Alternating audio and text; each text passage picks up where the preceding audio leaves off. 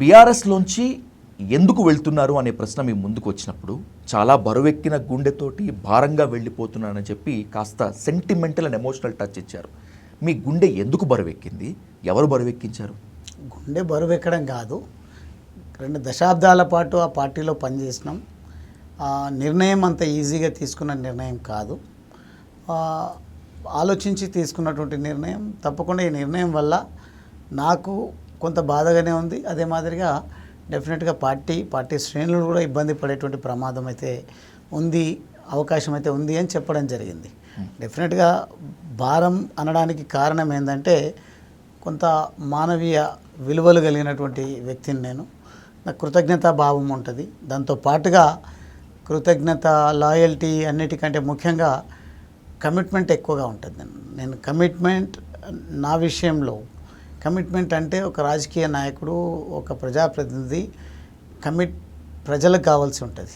ఆ కమిట్మెంట్ నాకు ప్రజలకు నేను కమిట్ అయి ఉన్నాను కాబట్టి ప్రజల కోసం ఈ నిర్ణయం తీసుకోవడం జరిగింది. ప్రజా శ్రేయస్సు కోసం ఈ పార్టీ మార్పు అనే నిర్ణయాన్ని తీసుకోవడం జరిగింది. కృతజ్ఞత, లాయల్టీ అనే పదాలు మీకు మీరే వాడారు కాబట్టి క్వశ్చన్ చేస్తున్నారు బాలరాజ్ గారు.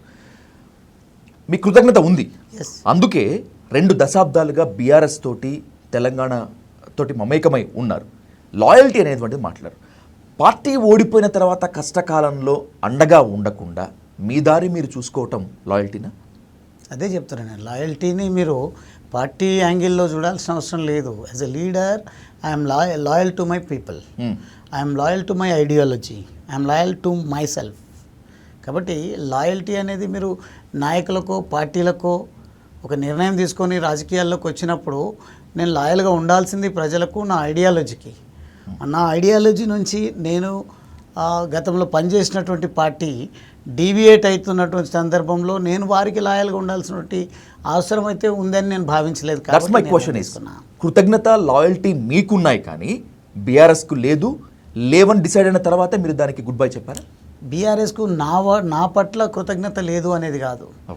బీఆర్ఎస్ ప్రజల యాంగిల్లో ఆలోచన చేసినప్పుడు వారికి ఎందుకో లాయల్టీ తగ్గింది, ప్రజలపైన ప్రేమ తగ్గింది, ప్రజల సమస్యలపైన పోరాడాల్సినటువంటి స్పిరిట్ తగ్గినట్టుగా నేను భావించి ప్రజల పక్షాన పోరాడాల్సిన మనము అధికారంలో ఉన్నటువంటి ప్రభుత్వము ప్రజలకు ఇచ్చినటువంటి హామీలను నెరవేర్చకుండా కాలయాపన చేస్తుండడమే కాకుండా ప్రజలను అదేవిధంగా ప్రతిపక్షాలను అవహేళన చేసేటట్టుగా వ్యవహరించిన ఏ రోజు కూడా ప్రధాన ప్రతిపక్షంగా ఉంటున్నటువంటి పార్టీ ఆ అంశాలపైన గలం విప్పకుండా కేవలం గతంలో మేము అధికారంలో ఉన్నాం, ఈ కొంత సమయం మాత్రమే ఈయన అధికారంలో ఉంటాడు, మళ్ళీ మేమే అధికారంలోకి వస్తాం, మీరు ప్రజలందరూ కూడా మళ్ళీ మా నాన్నను మా పార్టీని అధికారంలోకి తీసుకొచ్చేటువంటి ప్రయత్నం చేయండి, ఆ దిశగానే మీరు ఆలోచించండి అని చెప్పి ప్రజలకు సందేశం ఇస్తూ ఉన్నారే తప్ప ప్రజల ఆస్పిరేషన్స్ ఏంది, ప్రజల జీవితాల్లో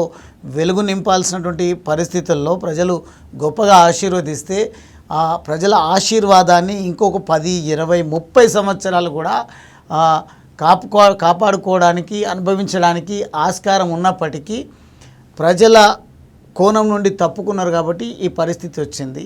కాబట్టి ప్రజల పైన ప్రేమ లేనటువంటి, ప్రజల గురించి ఆలోచించకుండా మళ్ళీ తిరిగి అధికారంలోకి రావడం అంశాన్నే చర్చకు పెడతా ఉన్నారు. లేదంటే ఉన్నటువంటి ప్రభుత్వాన్ని వాళ్ళకంటే మేము బాగా చేసినాము, లేదంటే వాళ్ళకంటే మేము బాగా మాట్లాడతాము అని చెప్పే దాంట్లోనే ప్రధాన ప్రతిపక్ష పార్టీ కాలయాపన చేస్తుంది.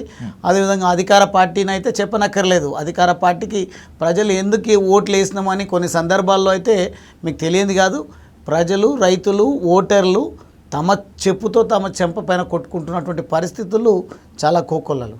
కాబట్టి ఇటువంటి పరిస్థితుల్లో ఈ 2 పార్టీల వల్ల ప్రజలకు పెద్దగా ఒరిగేది ఏమీ లేదు. కాబట్టి నేను ఒక నిర్ణయం తీసుకొని మరొక పార్టీలో చేరడం జరిగింది. మీ ఫ్యామిలీ వరకు ఒక చర్చ జరిగింది, కొన్ని కామెంట్స్ వైరల్ అయ్యాయి. సరే, అవన్నీ పక్కన పెట్టేస్తే బాలరాజ్ గారు, మీ ముందు ఒక నిక్కచ్చిగా ఒక ప్రశ్న పెడతాను, తప్పైతే సరిచేయండి. తప్పకుండా. మీ పొలిటికల్ ఎదుగుదలలో మీ వైఫ్ పాత్ర ఎంత ఉందో, మీరు పొలిటికల్గా డౌన్ఫాల్ అవటంలో కూడా మీ వైఫ్ పాత్ర ఉంది అనేటువంటిది ఓపెన్గా జరుగుతున్నటువంటి టాక్, ఒప్పుకుంటారా? నా వైఫ్ నా పొలిటికల్ యాక్టివిటీస్లో ఎక్కడ కూడా ఇంటర్ఫియర్ కాబోదు కూడా.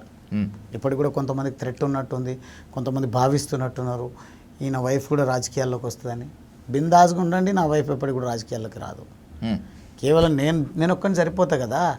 ఈరోజు ప్రతి ఒక్కరు కుటుంబ పాలన గురించి మాట్లాడుతుంటారు, కానీ విమర్శ చేస్తారు, తన కుటుంబాన్ని మొత్తం తీసుకొస్తారు.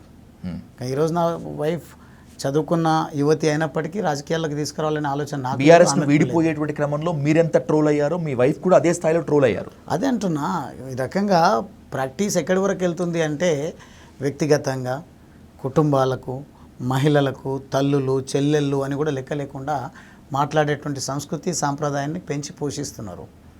కాబట్టి వాళ్ళకి ఆ గతి పడుతుంది. ఇంకా నేను మాట్లాడలేను ఎక్కువగా కూడా. ఈ రకంగా ఎవరినంటే వాళ్ళని ఆరిపోసుకోవడం మంచిది కాదు కదా. ఇప్పుడు కేటీఆర్ గారు మేము అమెరికా వెళ్ళినప్పుడు కవిత గారు అప్పటికే విభేదిస్తున్నారు, ఒక ఉత్తరం రాశారు. కానీ దాని విషయంలో అంశం విషయంలో కేటీఆర్ గారు మాతో మాట్లాడేటప్పుడు ఎవరు కూడా కవిత గురించి ఎవరు స్పందించకండి, మాట్లాడకండి అన్నారు. అదే విఘ్నత నా వైఫ్ విషయంలో ప్రదర్శించాల్సినటువంటి అవసరం ఉండే. ఎందుకంటే తనను కేటీఆర్ గారిని మా ఇంటికి వచ్చినప్పుడు కానీ, వారి దగ్గరికి వెళ్ళినప్పుడు కానీ, ఎక్కడైనా తారసపడ్డప్పుడు కానీ అన్నయ్య అని నోటి నుండి మాట్లాడేటువంటి పరిస్థితి నా సతీమణి.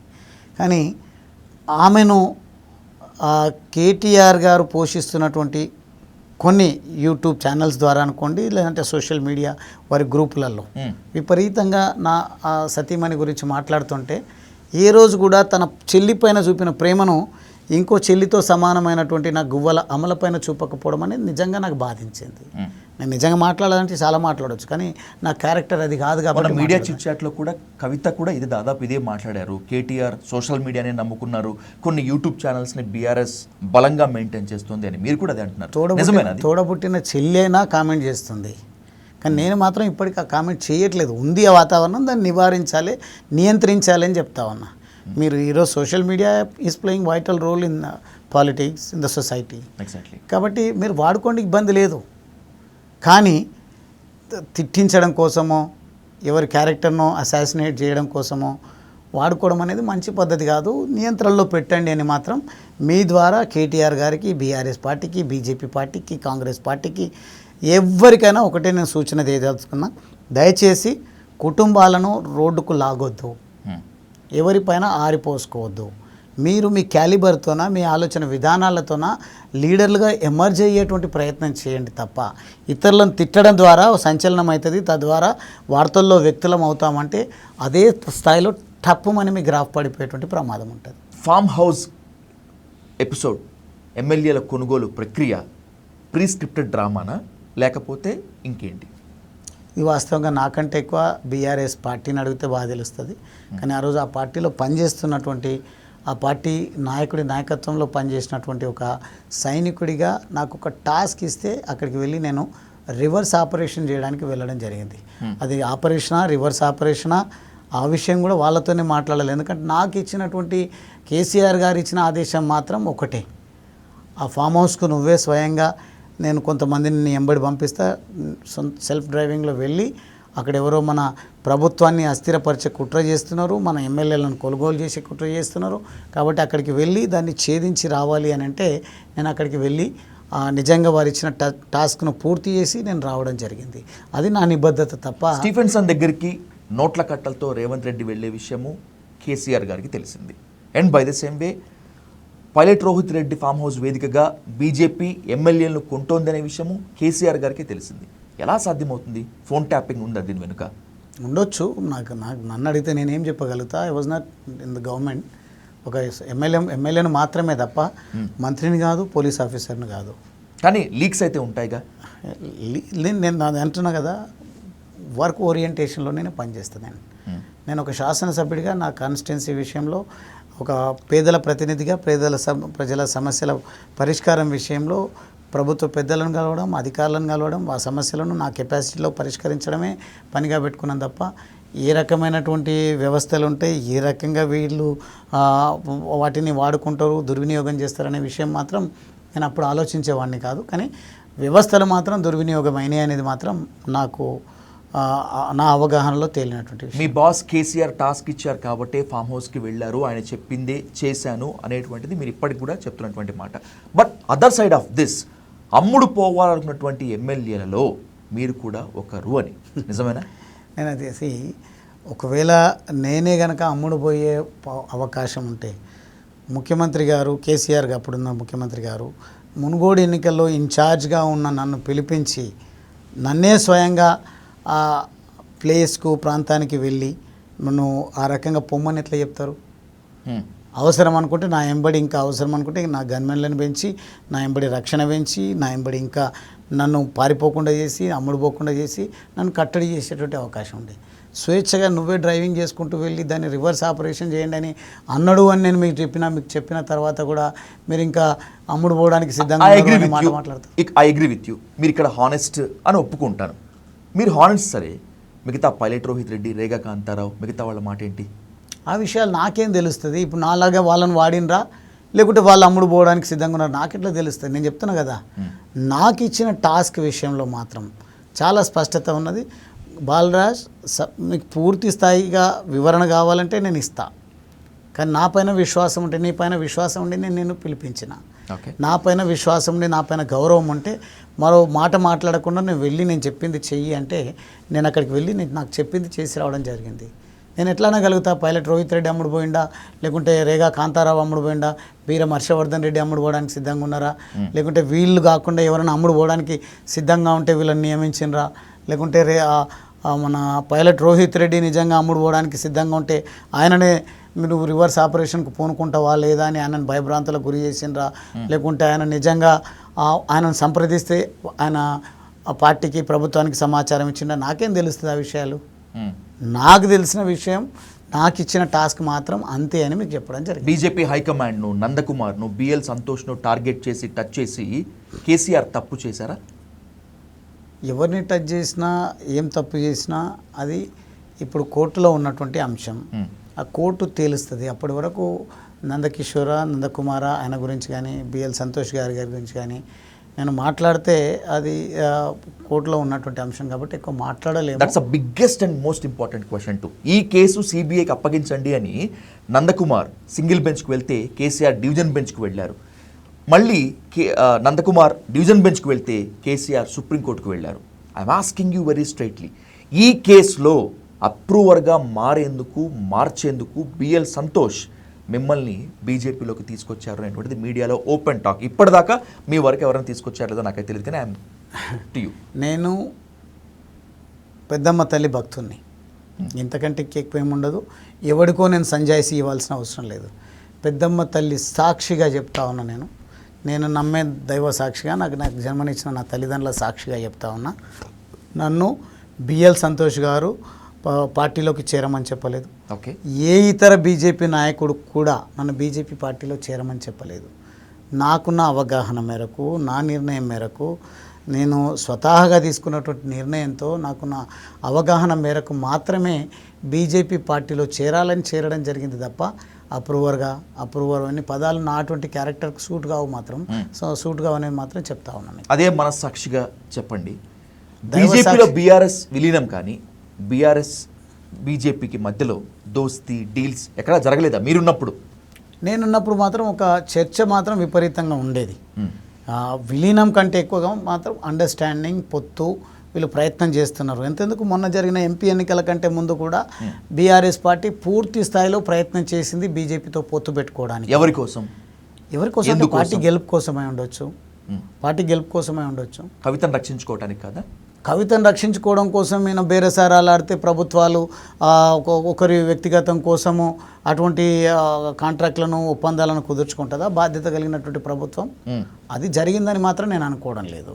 ఒక పొలిటికల్ పార్టీ ఎగ్జిస్ట్ అవ్వాలి అని అంటే తమ ఉనికిని కోల్పోతున్నప్పుడు ఈ ఇతర పార్టీల సహకారాన్ని, చేయూతను తీసుకునేటువంటి ప్రయత్నం చేస్తారు. అందులో భాగమే ఉండొచ్చు బీజేపీ పార్టీని బీఆర్ఎస్ పార్టీ సంప్రదించిన మాట. కవితను విడిపించుకునేందుకు బీఆర్ఎస్ను తీసుకువెళ్ళి బీజేపీలోకి విలీనం చేస్తాము అని హరీష్ను, కేటీఆర్ని దూతగా కేసీఆర్ పంపారు అనేటువంటిది ఓపెన్ టాక్. నాకు కూడా కొంత సోర్స్ ఉంది.